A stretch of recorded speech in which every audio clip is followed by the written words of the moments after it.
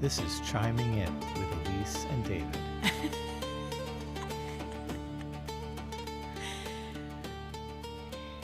So I woke up this morning 100% sure, without a doubt, that it was Sunday. Went through the whole day in my head, what I needed to do, how it was going to end. And about an hour and a half later, I realized it was Saturday. Why do you think that happened? I don't know. It's very unlike me, and I just felt like I just got the greatest gift of time. I think I should do it more often. I highly recommend it. Do you think it's because we went to dinner last night? We don't usually do that on Well, Friday night. Yeah, maybe. And also we watched the movie Hamnet. Oh my gosh, that was so unbelievable. It was one of the best life-changing pieces of art I think we've ever seen. We haven't really even talked about it. I've never seen any of these actors. I didn't hear of this director other than Steven Spielberg being the producer. I didn't know anything about it and winning all these awards. I don't even have we can't talk about it because I don't have words. It was mind-blowing. The And acting was amazing. The writing, the cinematography, everything was highly recommend. A 10 out of 10. beautiful everything. Yeah. So that's it because the end. So yeah, maybe. But I highly recommend tricking yourself. I wonder if it would work the same way because it was great. And we had a little visitor this morning, which was shocking. It reminded me of all our years when the kids were little and would just bust through the door at God knows whatever hour. So we were pretty surprised when Sylvie, who is 20, she just turned 20. 20, yeah. Came in the room. So excited. She was so hilarious. excited. Yes. Tell. Yeah, so she apparently had an alarm set for close to 3 o'clock in the morning so that she could wake up and get this, buy something from Target that was dropping at 3 a.m. Yeah, so Roller Rabbit. Roller Rabbit is apparently some brand that's Yeah. what It's is very it, expensive normally, and they did a collaboration with Target. So we didn't know anything about this until 8 o'clock this morning. But yeah, so they dropped pajamas and Towels. God, towels and plates and pencils, she said, and I don't know, the list was endless. And Roller Rabbit, if you're new like we were, has adorable little prints on everything. So they have like themed pajamas and whatnot. So the collab was obviously a lesser price point. So people went apparently crazy to go get them because she at 3 a.m. clicked, and things were selling out before her eyes. And then our other daughter, Flora, just told us that her bestie got up and went and stood in line at 7 a.m. before Target opened with a bunch of other people, and they ran in and grabbed a bunch of stuff. I remember that happening for like iPads and computers and things like that. But Well, of course, but this seemed we were a little surprised. I think it's brilliant marketing. My It's goodness, how in the world do people brilliant. get so obsessed with that? It's brilliant, like actually. Yeah, I'm curious to see what it looks like when it comes in. Also, it was just really cute to see her that excited about something. And She was so it was excited. adorable and reminded us of when she was little.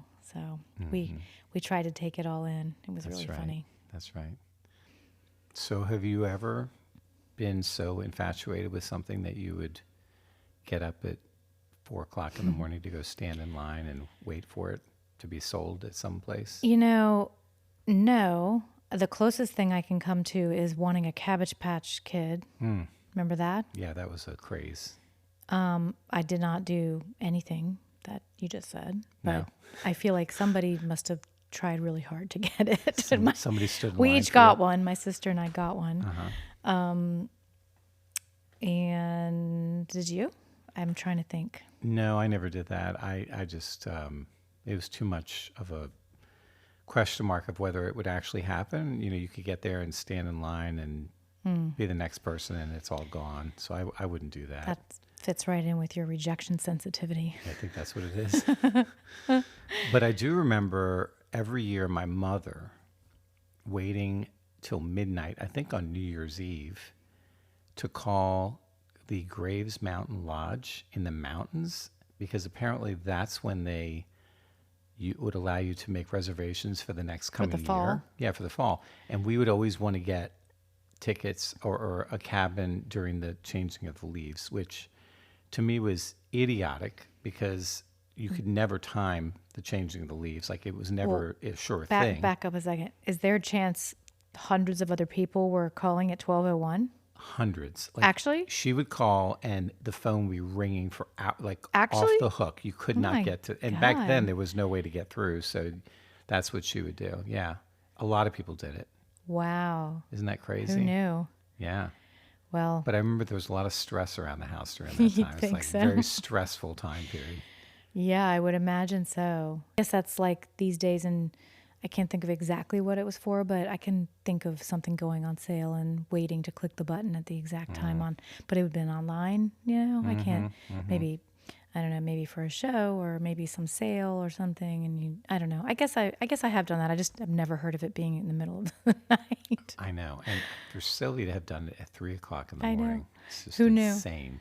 God, she was excited, but it did make me think about how many things in life are that exciting. Like they really, even just the ordinary things. I mean, I write about that a lot, but how I view the world is maybe a little Yeah, I unique in found that way. reading your memoir about those experiences really brought me back to growing up. And That's good. gosh, you include so many really cool references to living in the 70s and 80s in your book. There's a lot of nostalgia. Lots and lots. I mean, just like phone cords that stretch across the room. Just not having phones, cell phones, but communicating with a payphone when you're somewhere out. Oh yeah, and there's one. Well, who knows what's staying in for the real book? But right now, there's a scene where the phone does not get hung up, so there's that like urgent beeping sound on the back. You know that sound that used to happen when there's like beep beep beep beep beep. Oh, that you know? sounds like And it death? was like like it's a bomb gonna go off. Oh yeah, yeah. It's Remember like, that? like that. You don't need to. I'm you making don't- the sound for you. You don't need. Sorry, guys. Sorry. Dave, take it down. Take it down. There's and then there would be like this recording, remember? It was like, if you'd like to make a call, please hang up and Dial remember that? again, Well, none yes, of that yes, happens yes, anymore. yes. So I actually had to do some research on that one to see what the sound was actually, not just in my head, but I had to really go back and do a deep dive on that. And, I know that was really crazy. And just like at one point you talk about a play set, and what play set now is made of metal and doesn't have like protective layers to protect you when you fall down and all that. I mean, it's Oh yeah, no, totally. right. I mean, they Right. had those swings that had the metal things on the side that would pinch you if you Yeah, that's it. held them the wrong way. Yeah, the chains and Yeah, the chains. yeah, with- the whole thing. Yeah, it was. Yeah, that was one play set in my book, and then the other is the one I didn't mention that my father and my grandfather put together in our big backyard in Virginia Beach, but that was the play set. Talk about excited! Kim and I were really excited, my sister and I, and that play set, if you like swung too hard, would lift up out of the ground. Oh my gosh, I remember that. Do you know what I'm talking about? Yes. And I just had this, I don't know if this happens or not, or if I just decided it could, but I always was so scared that we were going to flip the whole thing up backwards. I don't know if that's, is that possible? It's probably I didn't know possible. like if it was like the physics of it were possible, but it sure was possible in my head. Let me tell you, I was scared to death about I remember that. swinging on swings and trying to go literally as high as I could just to see if I could swing all the way around. And obviously that didn't happen. You get about halfway off the ground and you're That like, scares me too, because then my head, you'd fall on your head on Yeah. the top of the thing. Yeah, terrible. Maybe I was a little fearful. yeah, it could be. I was definitely not a risk taker. I mean, at least I wasn't a risk taker when it came to my body, because I was very conscious of keeping it in one piece so I could dance probably. And always, I mean, when I did have a job dancing, that was part of the contract. Right. You couldn't go skiing or anything like that. No, you really couldn't do anything that would endanger your body and, in an obvious way. Obviously anything can happen, but yes. So that was part of our contract because of course we're performing artists and you have to be able to, the dancer's body is his and her instrument. So it must be cared for and protected at all times. Yeah, it makes sense. Speaking of details, I have a real big question for you, and that is, how is it that you were able to write a memoir that covers about 2 decades of your life, first 2 decades, with such incredible detail, remembering conversations, remembering smells and details of things that happened that moved you? How in the world did you remember those things? How did you get into such detail that I feel like I'm right there with you experiencing those things? Well, I mean, that's my job, right? Like as a writer, I mean, we just went on a walk, okay? The details that I just took in from that walk are probably different than the ones you did, I don't know. I was paying attention a lot. Okay. Well, like I just noticed and observed the strange way that the evergreen bushes that we walked past on multiple people's yards are all slightly brown, many of them, and they're not usually, and I don't know why. And it made me think of a potential part of a story where something terrible was going on and affected certain plants, and I just like quickly made all of that up in my head. That No, I didn't notice that. Yeah, right. So there's a detail, or the way that the blackbirds talk to each other, and some of them have a little white feather underneath their wings when they fly. You can see them, but otherwise you can't. They just look like they're black. Or the way they shine in the sun, that there's actually like a midnight blue tinge to their feathers, and they're not just plain black. It's not like flat. They're glossy. And actually a lot of that, a couple of those things I just said are in my book. They absolutely are. Because that's a blackbird. Like they're going to look like that. That's just what they look like. So I see a lot of those things and always have. And when I started writing about my childhood stories, I realized that I didn't need to put it into my adult voice because my adult voice and my child voice are essentially the same.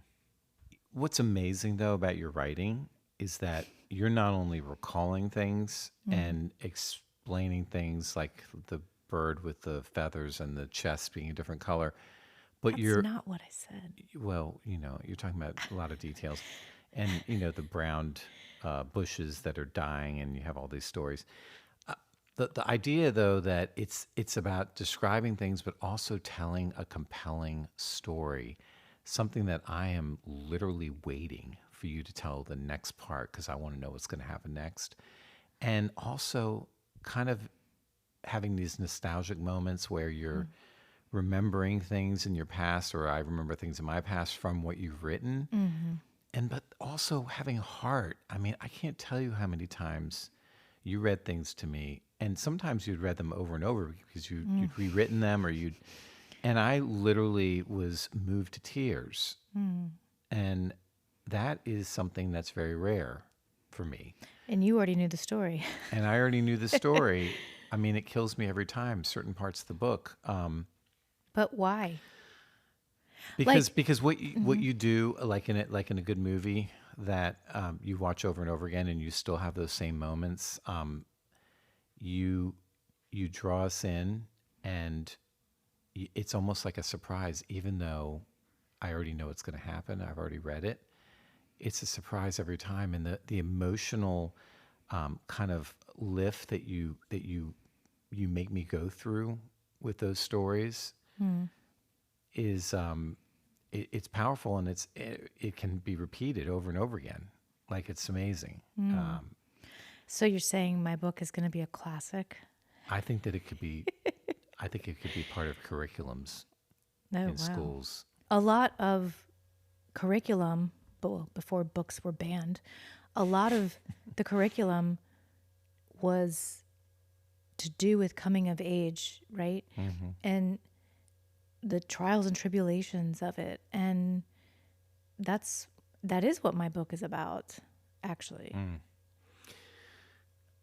I can't help but think that when we were growing up, there was a lot of freedom, even within our own homes, to get on your bike and run around the neighborhood and hang out with friends. And there wasn't this kind of hovering that there is now.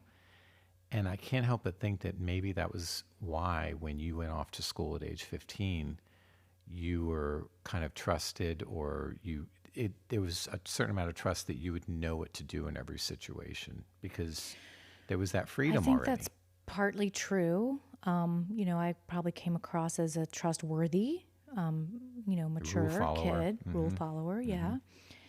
And But that doesn't help you if you're in a situation where there are no rules, or if you're in a situation where the rules are different now that you're away from home. right, and my parents and so many others, in my case, made the assumption that there were people who were going to take care of me. And I think that would be really in some ways the same, even if it was not, if somebody didn't leave the home. When you're at each other's homes, I think there's like this misnomer that everybody kind of understood the stuff that wasn't talked about. And, the stuff that made our parents uncomfortable to talk to us about, that was just the generation. They didn't get talked to. We didn't get talked to. I think we've now changed that and talk with our kids a lot more than, oh my God, so much different. Like we put our foot down and said no, but I don't think for the most part, the funny thing is my parents and we had the most amazing family. We talked, as I mentioned, like podcast episode 1 or 2, we talked all the time about pretty much anything. And even big stuff, like big, hard things. We sat around as a family and talked about it. But the things that would pertain to life as a young lady, a young girl coming of age and having to navigate boys and sex and, just general teenagerhood, it wasn't discussed back then. I didn't have tools because I was just that young and sort of naive. I didn't even know a red flag looked or sounded like a red flag. I didn't know that the warning signs were. I didn't even know what those were to have been warned. Right. Right? Like I was personally, truly, all I did was dance. That's it. Zero. I barely even watched, movies. I wonder if the fact that sex ed was taught in school, at least in our school in the 5th grade, if that was kind of like a parent's, Yeah, they're probably like, thank God. It's done. Check. We don't have to go into that anymore. And obviously they teach you about how sex works, but they don't talk about, well, what happens if you're in this situation, if you're a young girl and you're with an older boy. They don't go into that at all. Well, how about any boy? It doesn't matter what age. I think that's kind of what I'm talking about. Like, as a what are we, Gen X? What, like, as a general rule, did we have tools to use our voice? And no, I mean we're sitting here on the heels of this entire movement of people saying they were taken advantage of in various ways, all sorts of ways, because we didn't have the knowledge or the voice or the language to speak up for ourselves, or we had to, especially girls, you kind of have to be polite. I never wanted to hurt anyone's feelings. My book starts at a young age where I do fall off a swing set, and my dad is like hovering over me, and he's like, Elyse, are you okay? And I say yes, even though I'm kind of hurting a little bit, because I don't like that reaction. I don't like that worried look and that I caused it. And so So you learned that from a very young age, that you knew that you didn't want to make somebody else feel that way. I don't want to make anyone feel that way ever. if it's not a aha moment or, pure joy, I don't want to be the reason that someone is upset if I can help it. Except for you. Yeah, no problem there. Okay, stay on subject. I'm talking to myself. So I I definitely uncovered that as I started writing those various vignettes through the novel. Yes, through the memoir. And there are other parts that you talk about when you're growing up at that young age where a neighbor boy kind of takes advantage of your good nature and follows his instructions, and he ends up, putting sand in your ear. Yeah, he decided that would be a fun game to pour sand in my ear. And my mom, helped me out, and it was like, "Oh my God, you can't play with those kids anymore." Well, yeah, they suck. I don't want to play with them. Yeah. Well, how did that my mom's awesome. This is not about my mom. How did that really give me what I was missing, which was like the sign of not just following someone else's information just because they said, "Hey, follow me. Hey, get on the table. Hey, lay down. And Hey, also turn your because head." you were a good natured person and could not even imagine that somebody would do that to you. So that was a big theme that I uncovered while I was writing. Exactly right. I am just now at 50, whatever, learning that not really nobody thinks like I think. And we're all unique. We know that. But I'm not saying it's good or bad. I'm just saying I have a way of the nature that is inside me, and the wonder and the curiosity and the way I see another human across from me as equal to me, and also the same in their sort of heart and soul. I'm forever surprised when a behavior that's not really who they are, right? Because I sort of see through the behavior and through the surface, and I see who they are in their heart and soul. So I'm forever getting screwed because I'm surprised that the behavior, I would never do whatever to someone. I mean, I fill in the blank. And I just can't even imagine why anybody would. And I couldn't imagine when I was, whatever, 5, that this kid would want to do that to me. And that didn't necessarily change it from, so to speak, happening ever again. Of course, it was fill in the blank again. It was a different saga. But in other words, I didn't learn anything from that, but it existed. Well, I can't help but think that if you had read this book yourself, that maybe you would have been able to see the warning signs. They say, write the book you want to read. And you just nailed it.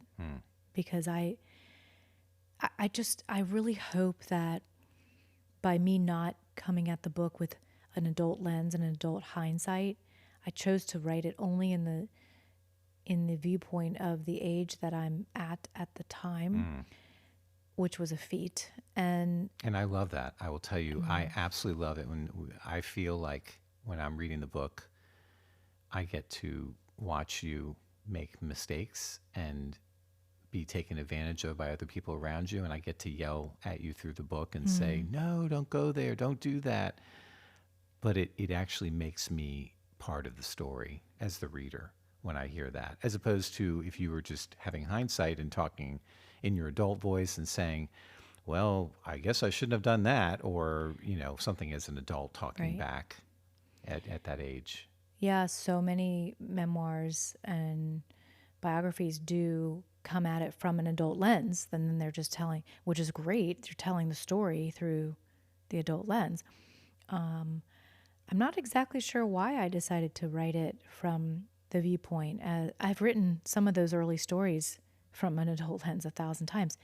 I'm not sure when and how it changed to become more interior at a very young age. And of course, I do not remember every single thing about me being, under 4, right?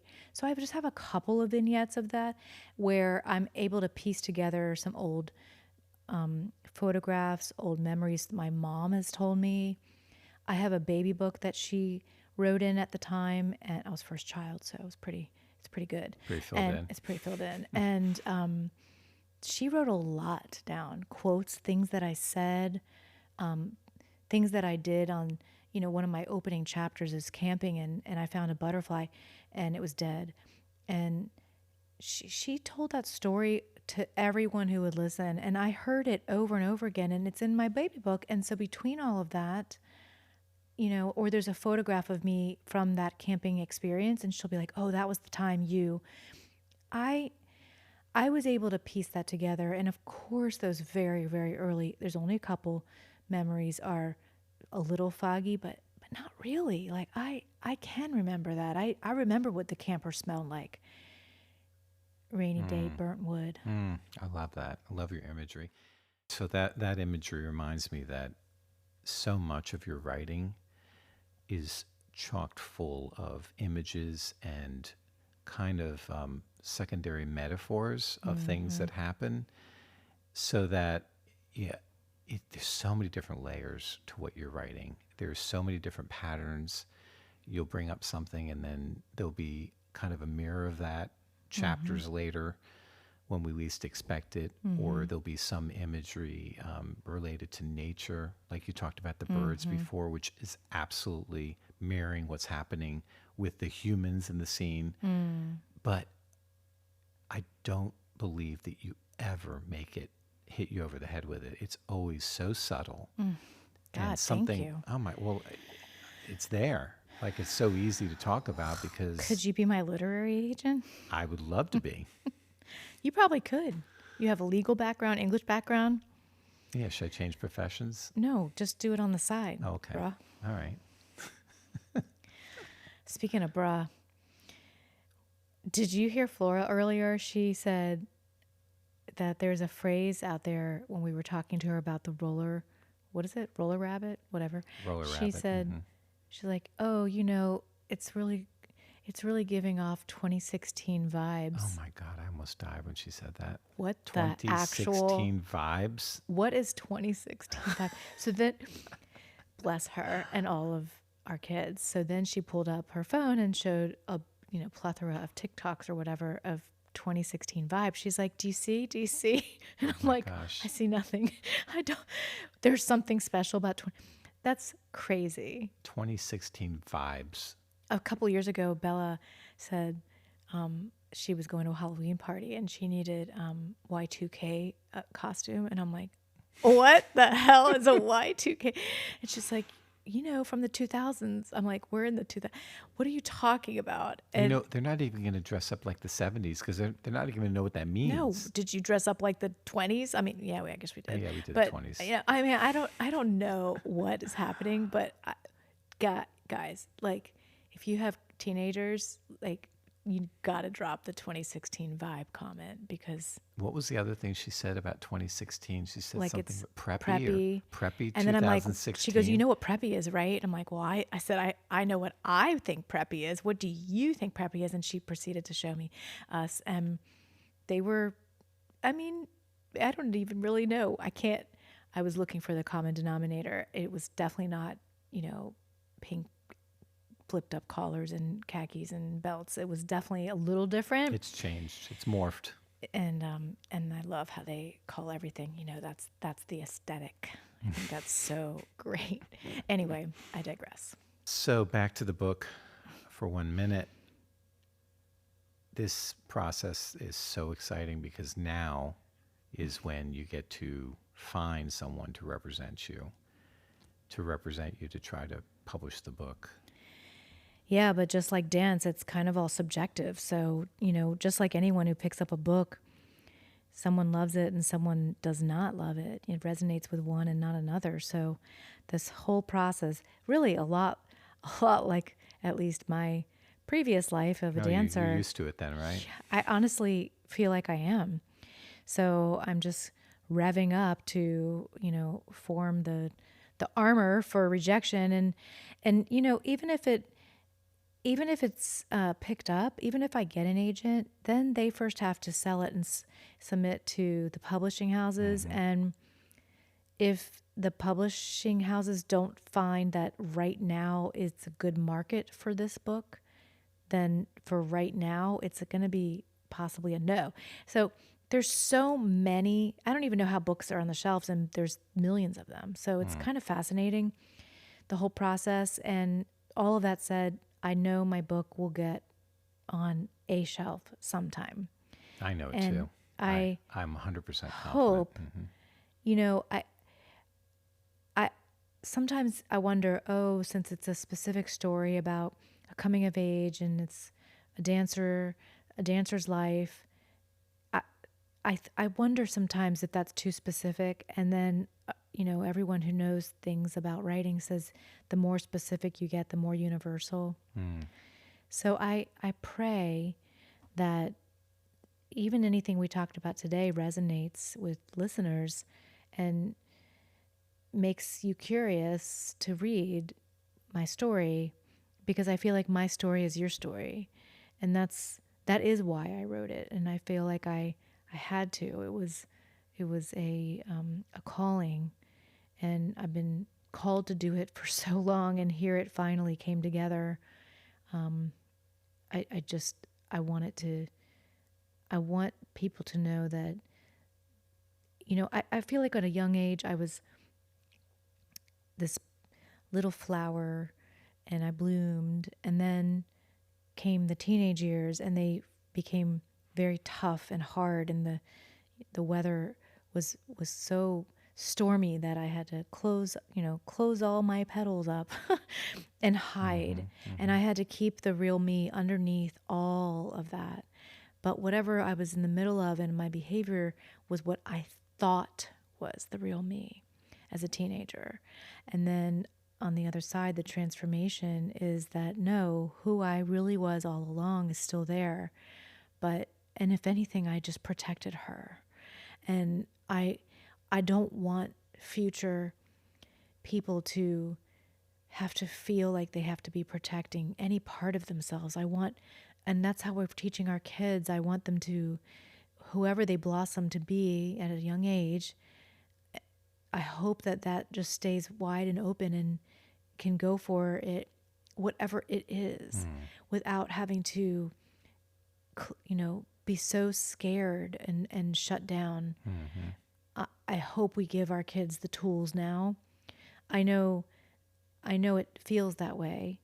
And I know that our parents' generation did the best they could with what they knew and what they had.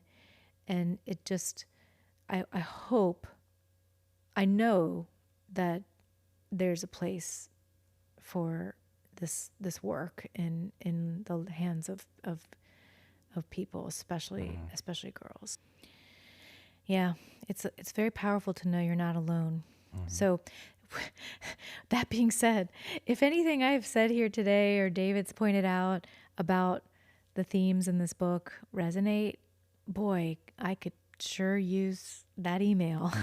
Yeah, we love the feedback. Love to hear from you. Yeah, it does feel scary and lonely sometimes, and I know that the process that I've been in is a sort of a solitude situation. That's so right. And you can find us at chimingin911 yes, at gmail.com. please, and just or slip us something in my DMs, whatever works, Yeah, and we we'd love to hear appreciate from you.